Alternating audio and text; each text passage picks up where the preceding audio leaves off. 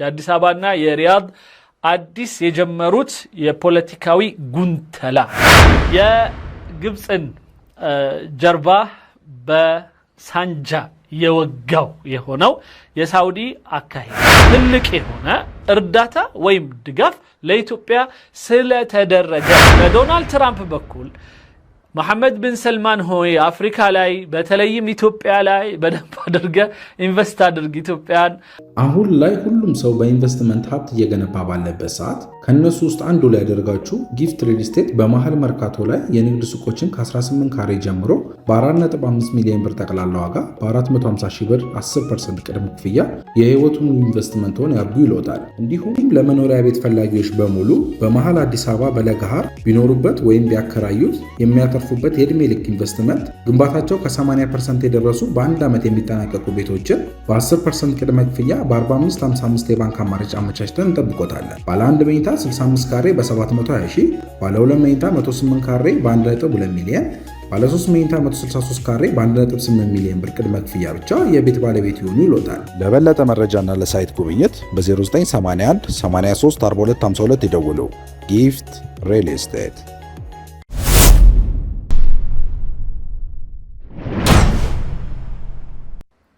طعنة في ظهر مصر، دعم سعودي ضخم لإثيوبيا، وما علاقة ترامب በጣም የሚያሳዝን አባባል ነው። ገና ሲጀምር የሚለው የግብፅን ጀርባ በሳንጃ የወጋው የሆነው የሳውዲ አካሄድ ለምን ይሆናል ማለት ያ ደግሞ አካሄዱ ምንድነው? ግብፅ ወገቧም ይወጋው ግብፅ በሴንጢ ሽንጧ ላይ የተሰቀሰቀባት በዚህ የሳውዲ የኢትዮ ቅርርብ ነው። ሳውዲና ኢትዮጵያ መቀራረባቸው፣ እነዚሁም ሳውዲዎች ለኢትዮጵያ እርዳታ መስጠታቸው ወይም ሳውዲዎች ኢትዮጵያ ውስጥ ኢንቨስትመንት መስራታቸው እና የተለያዩ የኢኮኖሚ ጉዳይ ላይ አብረው መሳተፋቸው ልክ ግብጾችን ከኋላ እንደ መውጋት እና እንደ መክዳት አድርገው ነው የሚቆጥሩት። እኔ በጣም በቃ እስከዛሬ ድረስ ምናስበውን እና ምላችሁ የነበረውን አረቦቹን የሚያሸፍቱ አረቦቹ ለኛ ጥሩ አመለካከት እንዳይኖራቸው ጀርባቸውን እንዲሰጡን የሚችሉትን ያህል ሲሰሩ እንደነበረ የሚያሳየን ከራሳቸው አነጋገር ነው። እንዴት ነው አንድ ሰው እስኪ የሆነ ሀገርን ስለረዳው ከኋላው ወጋኝ ብሎ የሚያወራው በትልቅ ጣቢያ ደረጃ ማለት ነውና በጣም ነው ማዝነው እንደዚህ አይነት ነገር ስሰማ። እንስማው ድጋሚ። القصة 90 شركة طعنة في ظهر مصر። እንግዲህ ጣዕና ማለት መውጋት ማለት ነው። በሴንጢ በቢላ በሳንጃ አንድ ሰው ሲወጋ ጣዕነሁ ይባላል። ስለዚህ ከኋላ ከግብፅ ኋላ ሳንጃ ተሰነቀረ፣ ወጋቻት፣ በቢላ ሰነጠቀቻት እንደማለት ነው። دعم سعودي ضخم ትልቅ የሆነ እርዳታ ወይም ድጋፍ ለኢትዮጵያ ስለተደረገ በቃ ማለት ራሱ ያሳፍራል። እኔ ለምሳሌ ተነስቼ የሆነ ሀገር ግብፅን በጣም ብዙ ብር ሰጣቸው እኛን በቃ ከኋላ ወጉን እንደማለት ይሄ ፈጽሞ ሊባል የማይገባ የነውረኛ አባባል። ግን አንዳንዴ ያው ነውር ነው ብዙ ጊዜ የነገሰውና ነውር ሲነግስ እንደውም እውነታ መልካምነት ይሸመቀቃል። አሁን ሰዓት ምናየው ነውረኞች ሲነግሱ ነውር ነገር የሚሰሩ ሰዎች በጣም ሲከበሩ በየቦታው ላይ የተለየ አክብሮትና ሽልማት ሲሰጣቸው በተቃራኒው ደግሞ ክብር ያለው ነገር የሚሰሩና ክብር ነክ የሆኑ ነገሮችን የሚጠነቀቁ ሰዎችን ደግሞ የሚረሳበት ከተቻለ እንደውም የሚናቁበትና እንደ ፋራ እንደ ወይም ቸል የሚባሉበት ዓለም ውስጥ ነን። በጣም ነው የሚያሳዝነኝ። እንግዲህ ይህም የግብፁ ዓለም ምንም ያለማፈር የኢትዮጵያ የሳውዲያ ለግብፅ እርዳታ ምንድነው ለኢትዮጵያ እርዳታ መስጠት ሳውዲዎች ኢትዮጵያን መቀራረብ ኢትዮጵያ ላይ ኢንቨስት ማድረጋቸው ግብፅን ከኋላ እንደ መውጋት ይቆጠራል ይሉናል። ኢትዮጵያ وما علاقة ترامب بالقصة። ሌላው ትራምፕስ እዚህ ጉዳይ ውስጥ እጁ ይኖር ይሆን ወይስ አሜሪካ ማለት ነው ስለዚህ ሳውዲዎች ካለ አሜሪካ ይንቀሳቀሱም ከተባለ ባይ ዲፎልት ግብጾችም እንደዛው ናቸው ምክንያቱም ምንም የተለየ ነገር እንደውም መጀመሪያ ቀድመው ለአሜሪካ እጃቸውን የሰጡት እነሱ ናቸው የሰላም ስምምነት በማድረግ በወቅቱ እነ ግብጽ እነ ሳውዲያ ኢትዮጵያ ሌሎችም ተቃውሞ ነበር 90 شركة سعودية تتوجه لإثيوبيا 90 የሚሆን ካምፓኒ ከኢትዮጵያ ጋራ ወደ መስራቱ ጉዞ ጀምረዋል እንዳፈ ያርግልን ያው የተወሰኑ ኢንቨስትመንቶች የተሰሩ እንደሆነ እናውቃለን ግን በደም 90 የሚደርሱ ካምፓኒዎች በኢትዮጵያ ኢንቨስት ሊያደርጉ የልማት ስራ ሊሰሩ ተስማምተዋል هل هو تحالف اقتصادي أم مناورة سياسية؟ ይሄ የሳውዲና የኢትዮጵያ ቅርርብ እውነት የኢኮኖሚ ትብብር ነው ወይስ ደግሞ የፖለቲካዊ ስንኩፍ ነው ወይም ተንኮል ነው ሙናወራ ማለት እርስ በርስ ያው በፖለቲካ አብሮ በመጣመር ሌሎችን ለመጉዳት ሌሎችን ለመውጋት ሌሎችን ደግሞ አያችሁ ብሎ ለማለት ማለት ነው من الرياض إلى أديس أبابا ከሪያድ ወደ አዲስ አበባ የአዲስ አበባና የሪያድ አዲስ የጀመሩት የፖለቲካዊ ጉንተላ ለሌሎች ነው ወይስ እውነት የኢኮኖሚ የእርስ በርስ ትስስርና ትብብር ነው تحركات سعودية تغير موازين القوى في إفريقيا يا بوليتيكا እና የኢኮኖሚ በጋራ የኢኮኖሚ ፖለቲካው እዚህ አካባቢ ላይ ሚዛኑን እንዲህ ያወዛወዘው ይገኛል በእነዚህ በሁለቱ አገራት ቅርርቦች ሳውዲና ኢትዮጵያ في خطوة اقتصادية استراتيجية أعلنت المملكة العربية السعودية عن دعمها الكبير للاقتصاد الإثيوبي በኢኮኖሚ ጉዳይ ላይ በተነሳ ኢሹ የሳውዲው መንግስት ከኢትዮጵያ ጋራ በሰፊው በኢኮኖሚ ለመተሳሰርና ከበድ ያለ ወይም ከፍ ያለ የኢኮኖሚ ግብአት ለኢትዮጵያ ለመሆን ቃል የገባበት ወይም ደግሞ ሐሳብ የሰጠበትን ሁኔታ ያያየን ነው في تعزيز مكانة إثيوبيا الاقتصادية وتحقيق ريادتها في القارة الإفريقية የኢትዮጵያን በዚህ ቦታ ላይ ወይም በአፍሪካ ቀንድ ላይ ያላትን የኢኮኖሚ ሚዛን ከፍ ለማድረግና በኢኮኖሚ እርስ በርስ በመተሳሰር አካባቢውን ለመጥቀም የሚል አካሄድ ያለው ሂደት ነው ويأتي هذا الدعم في إطار العلاقات እቺ ፎቶ በጣም ታቃጥላለች ላንዳንዶች الثنائية المتينة بين البلدين التي تشمل التعاون በሰፊው የኢኮኖሚ ትብብር ለመደረግ ዝግጅት እንዳለው የሚያሳዩ የተለያዩ ፕሮግራሞች ይሄ ሳዑዲያ 24 ከሚባል ጣቢያ ላይ የተወሰዱ ናቸው ፎቶዎቹ ምክንያቱም እዚህ ጋር 24 ሳዑዲ የሚላል الاستثماري والتجاري والثقافي والسياحي እንግዲህ በኢትዮና ሳዑዲ መካከል የተደረገው ስምምነት ከኢኮኖሚ ጋር በተያያዘ ከአንዳንድ ስትራቴጂ ጉዳዮች ጋር በተያያዘ እንደዚሁም ከሲያሃ ወይም ደግሞ ቱሪዝም ጉዳይ ጋር በተያያዘ ትብብሮችን ለማድረግ ወስነዋል الثنائية المتينة بين البلدين التي تشمل التعاون الاستثماري والتجاري የልማት ጉዳይና ከቲጃራ ወይም ከንግድ ጋር የተያያዙ ስምምነቶች والثقافي والسياحي እንደዚሁም በእውቀት ልውውጥ ስልጣኔ መለዋወጥ ثقافي ማለት ማንኛውም የባህል የትምህርት አካዳሚ ሌሎችም ጉዳዮች ላይ የእርስ በርስ ትውውቅና ትብብር እንደዚሁም ደግሞ ልምድ ልውውጥ ማለት ነው مع تركيز واضح على فتح آفاق جديدة للاستثمار وتنمية القطاعات الحيوية في إثيوبيا በተለይ በኢትዮጵያ ወሳኝ የሚባሉ የልማት አውታሮች ላይ በሰፊው ለመሳተፍ የሳውዲው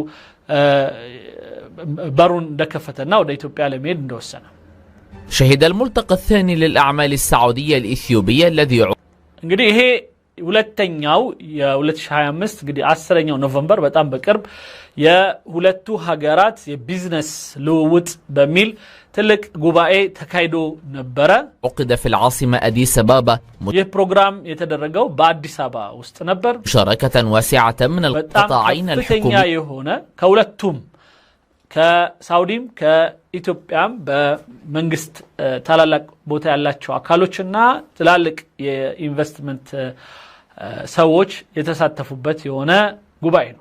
አሁን ላይ ሁሉም ሰው በኢንቨስትመንት ሀብት እየገነባ ባለበት ሰዓት ከነሱ ውስጥ አንዱ ላይ ያደርጋችሁ ጊፍት ሪል ስቴት በመሃል መርካቶ ላይ የንግድ ሱቆችን ከ18 ካሬ ጀምሮ በ4.5 ሚሊዮን ብር ጠቅላላ ዋጋ በ450 ሺህ ብር 10% ቅድመ ክፍያ የህይወቱን ኢንቨስትመንትን ያርጉ ይሎታል። እንዲሁም ለመኖሪያ ቤት ፈላጊዎች በሙሉ በመሃል አዲስ አበባ በለገሃር ቢኖሩበት ወይም ቢያከራዩት የሚያተርፉበት የዕድሜ ልክ ኢንቨስትመንት ግንባታቸው ከ80% የደረሱ በአንድ ዓመት የሚጠናቀቁ ቤቶችን በ10% ቅድመ ክፍያ በ4555 የባንክ አማራጭ አመቻችተን እንጠብቆታለን። ባለ 1 መኝታ 65 ካሬ በ720 ሺህ፣ ባለ 2 መኝታ 108 ካሬ በ1.2 ሚሊዮን፣ ባለ 3 መኝታ 163 ካሬ በ1.8 ሚሊዮን ብር ቅድመ ክፍያ ብቻ የቤት ባለቤት ይሆኑ ይሎታል። ለበለጠ መረጃና ለሳይት ጉብኝት በ0981 83 42 52 ይደውሉ። ጊፍት ሪል ስቴት والخاص حيث حضر 90 شركة سعودية و120 شركة إثيوبية. እንግዲህ ከሳውዲ 90 ካምፓኒዎች ከኢትዮጵያ 120 ካምፓኒዎች በአንድ ላይ የተገኙበትና የእርስ በርስ ስምምነቶች የተፈራረሙበት እና ብዙ የንግዱን ልውውጥ ለማካሄድ ቃል የተገባቡበት ፕሮግራም ነው። ويهدف الملتقى إلى تعزيز التعاون التجاري والاستثماري بين البلدين በሁለቱ ሀገሮች መካከል ያለውን የንግድና የልማት ስራ ትስስርን በማጠናከር ረገድ ቦታ የተሰጠው ጉባኤ ነው። بالقطاعات الصناعية والزراعية واللوجستية ሶስት ጉዳዮች ላይ አንደኛው የኢንዱስትሪ ወይም የፋብሪካዎች ምናምን ስራ ላይ፣ ሁለተኛው የእርሻ እና ሶስተኛ የሎጂስቲክ ስራ ላይ።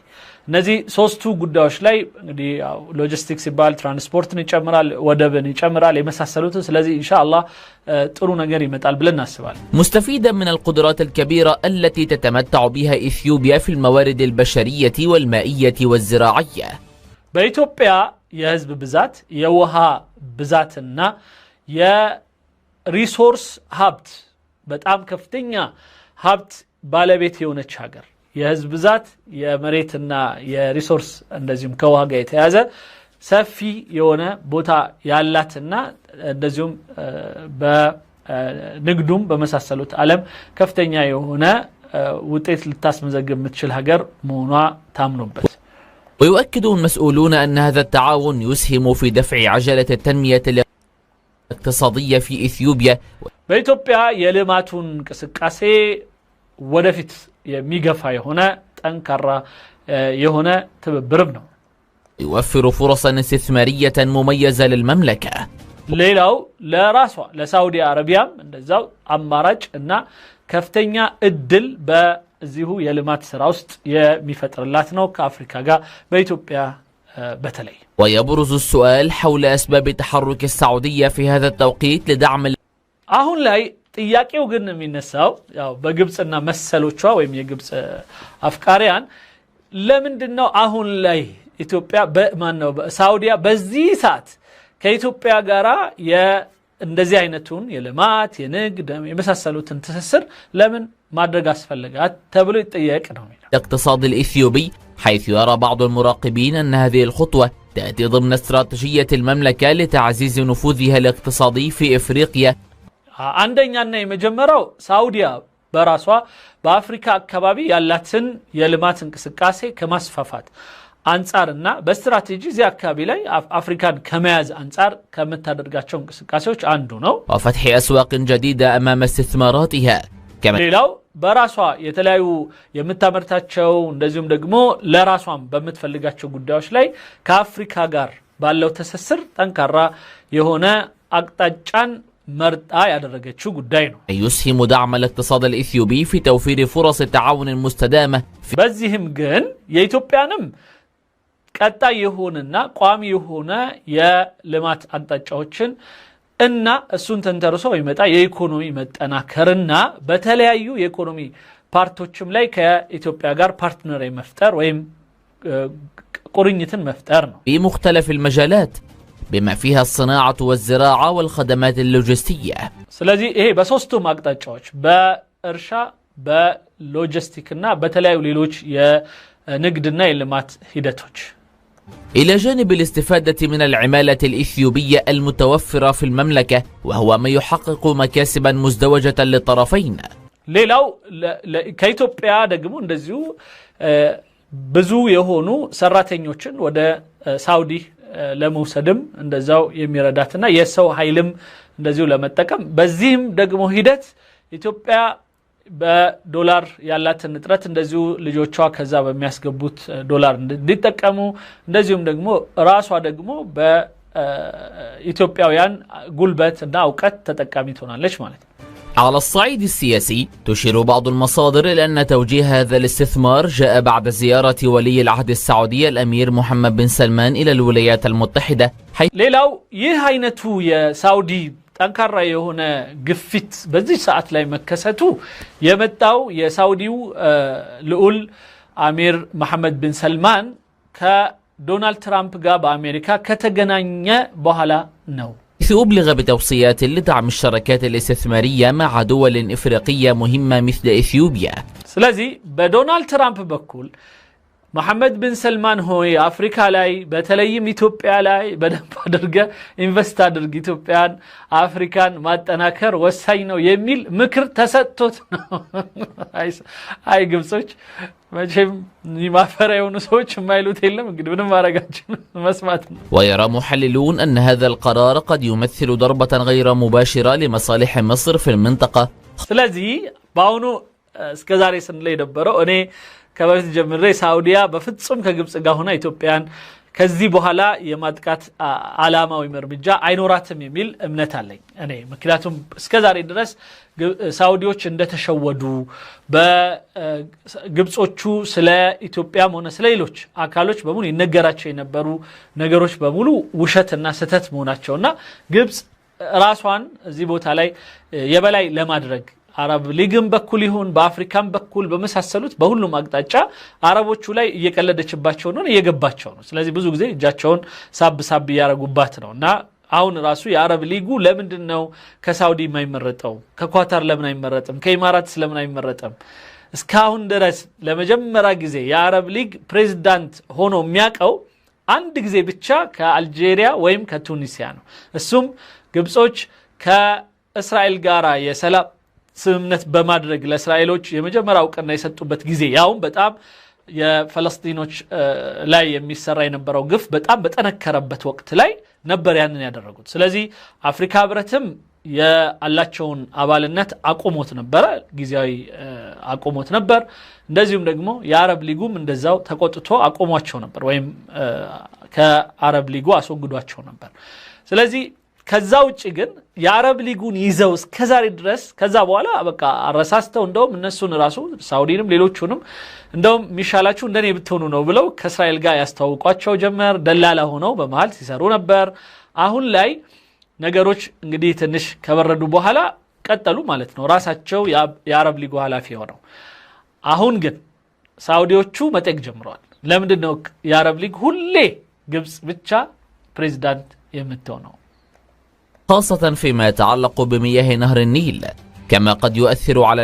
እንግዲህ የኢትዮጵያና የግብጽ የውሃ ላይ ችግር እንዳለ እየታወቀ ለምንድነው ሳውዲ ከኢትዮጵያ ጋራ የዚህ አይነቱን ስምምነት የምታደርገው ስለዚህ ፖለቲካሊ ወይ በፖለቲካው አካሄድ ይህ ከፍተኛ የሆነ ግብጽን ሊጎዳ የሚታሰበት የሆነ አካሄድ ነው ይላል حسابات الاستراتيجية لإسرائيل في القرن الإفريقي ሌላው የኢትዮጵያ በዚያ አካባቢ መጠናከር ከግብጽ ሚንጣ ከማንም የእስራኤል ስትራቴጂን ማጠናከር ነው በዛው ይሏቸዋል ይሄም የተበላበት የግብጽ ለእስራኤል የምትሰጠው ብርና እስራኤል ለግብጽ የምትሰጠው ብር ሁለቱ ማለት ነው የሚለዋወጡት ከ314 ካምፓኒ በላይ ሳውዲን ምንድነው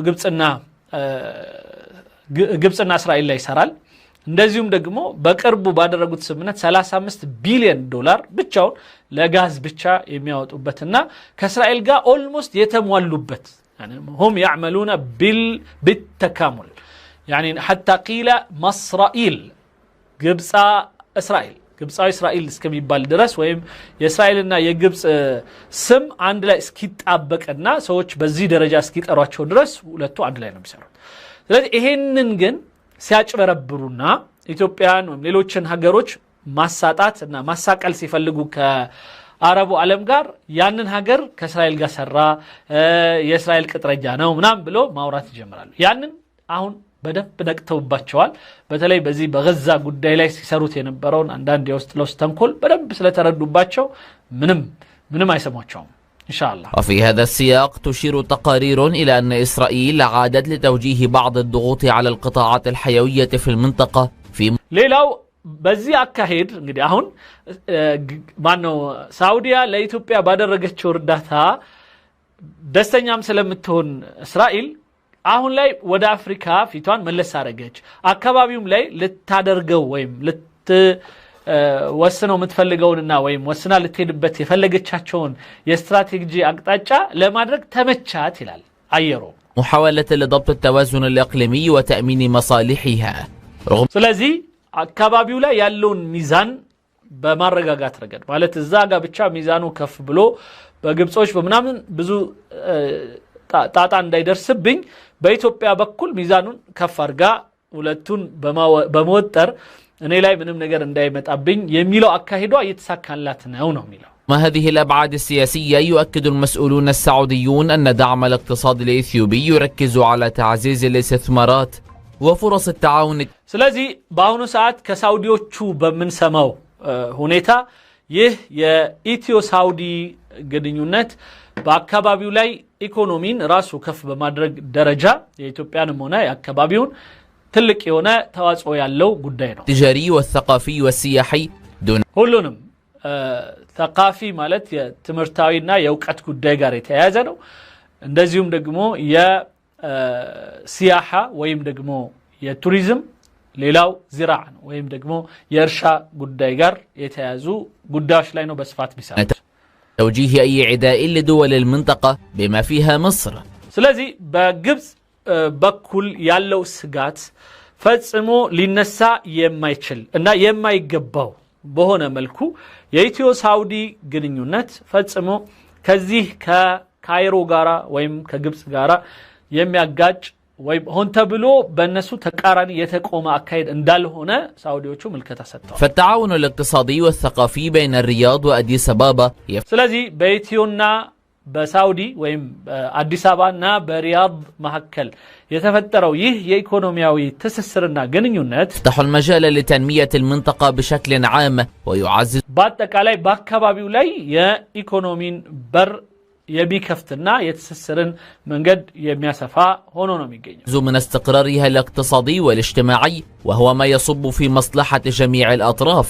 ይህም በማህበራዊም በኢኮኖሚም ያለንን ትስስር ከፍ በማድረግ የአካባቢውን አጠቃላይ የመረጋጋት ሂደትን ከፍ የሚያደርግ ነው የሚሆነው። አሁን ላይ ሁሉም ሰው በኢንቨስትመንት ሀብት እየገነባ ባለበት ሰዓት ከነሱ ውስጥ አንዱ ላይ ያደርጋችሁ ጊፍት ሪል ስቴት በመሃል መርካቶ ላይ የንግድ ሱቆችን ከ18 ካሬ ጀምሮ በ4.5 ሚሊዮን ብር ጠቅላላ ዋጋ በ450 ሺህ ብር 10% ቅድመ ክፍያ የህይወቱን ኢንቨስትመንቶን ያርጉ ይሎታል። እንዲሁም ለመኖሪያ ቤት ፈላጊዎች በሙሉ በመሃል አዲስ አበባ በለገሃር ቢኖሩበት ወይም ቢያከራዩት የሚያተርፉበት የዕድሜ ልክ ኢንቨስትመንት ግንባታቸው ከ80% የደረሱ በአንድ ዓመት የሚጠናቀቁ ቤቶችን በ10% ቅድመ ክፍያ በ4555 የባንክ አማራጭ አመቻችተን እንጠብቆታለን። ባለ 1 መኝታ 65 ካሬ በ720 ሺህ፣ ባለ 2 መኝታ 108 ካሬ በ1.2 ሚሊዮን፣ ባለ 3 መኝታ 163 ካሬ በ1.8 ሚሊዮን ብር ቅድመ ክፍያ ብቻ የቤት ባለቤት ይሆኑ ይሎታል። ለበለጠ መረጃና ለሳይት ጉብኝት በ0981 83 42 52 ይደውሉ። ጊፍት ሪል ስቴት